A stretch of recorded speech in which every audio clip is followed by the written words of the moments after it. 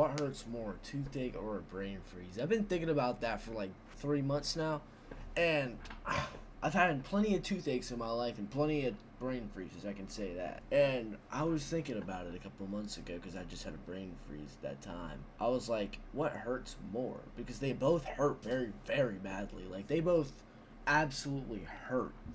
I was just thinking about that. I'm like, what hurts more? You know, if you've ever had a toothache in your life or a brain freeze, you know how bad it hurts. They both hurt, like, really badly. But I think, personally, you can think otherwise. Sorry, my hair is a mess. It's always a mess. I'm thinking toothache. I just thought of that because it hurts for a longer amount of time. But a brain freeze lasts like most 45 seconds. I think that's the longest I've ever had. 40 seconds. Toothaches can last hours. But if we're saying both of them in the same time span, which one hurts more? I would probably go with toothache still. But, you know, I mean, I've had some really bad brain freezes.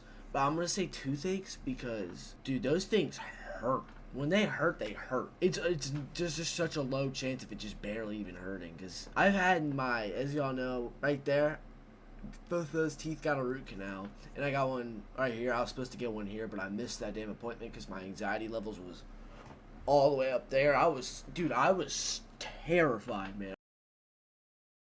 I might make a video on what a root canal feels like, you know, to comfort people, you know, because I'll say this, it's not that bad, you know, it's not as bad as people think. It's just, you know, especially when you got the numbing technology, all that. Oh yeah, back to what I was talking about.